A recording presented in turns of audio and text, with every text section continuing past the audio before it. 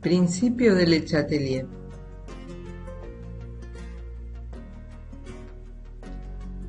En 1898, el químico francés Henri-Louis Le Chatelier presentó su principio de los equilibrios. Él mismo decía que si a un sistema en equilibrio se le provoca una perturbación externa, el sistema evoluciona de forma tal de contrarrestar el efecto de esa perturbación, es decir, el sistema se opone al cambio para restablecer nuevamente el equilibrio. Veamos un ejemplo.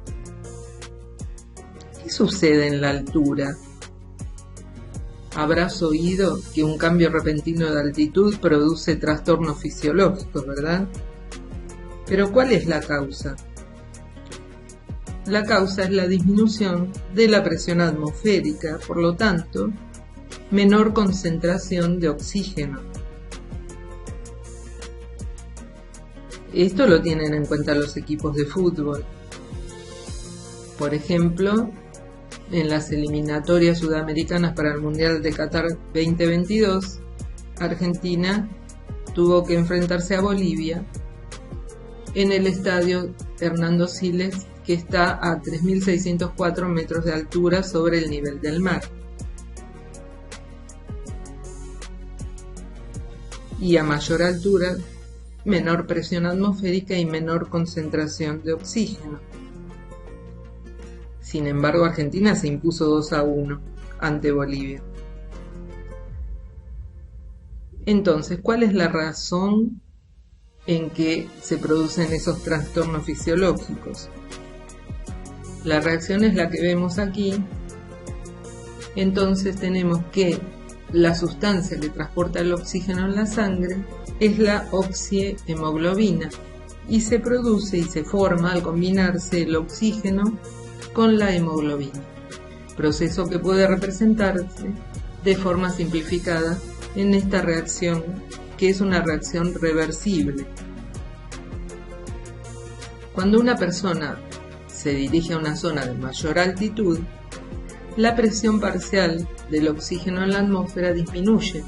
Por ejemplo, a nivel del mar, la presión parcial del oxígeno es de 0,20 atmósferas, pero en la cima de una montaña, a 3.000 metros de altura, tan solo es de 0,14 atmósferas. Entonces,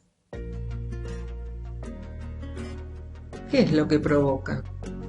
Hipoxia, es decir, deficiencia en la cantidad de oxígeno que llega a los tejidos del organismo.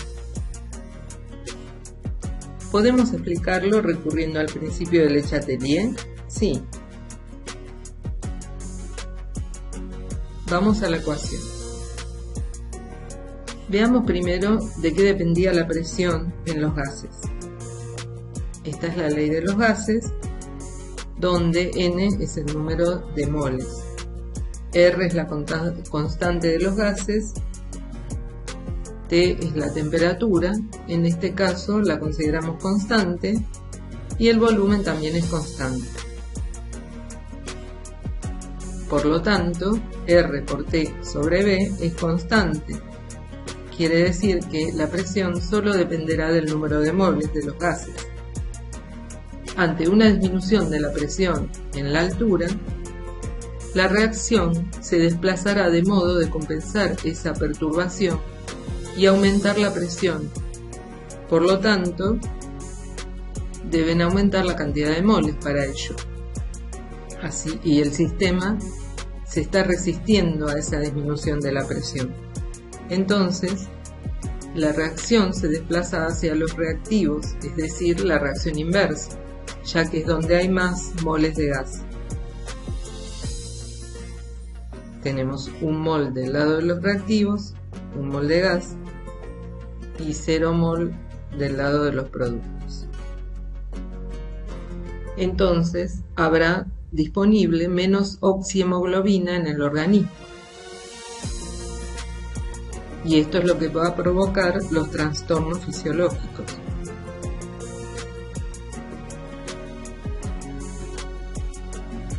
¿Cómo reacciona entonces el organismo? puede compensar este efecto produciendo más moléculas de hemoglobina. Como vemos, la hemoglobina es un reactivo y entonces se va a desplazar el equilibrio en forma gradual hacia la formación de oxihemoglobina. Es decir, ante un aumento de concentración de reactivos, el equilibrio para restablecerse se desplaza hacia los productos. Este aumento se lleva a cabo lentamente y necesita varios días de adaptación. También depende del organismo de cada persona.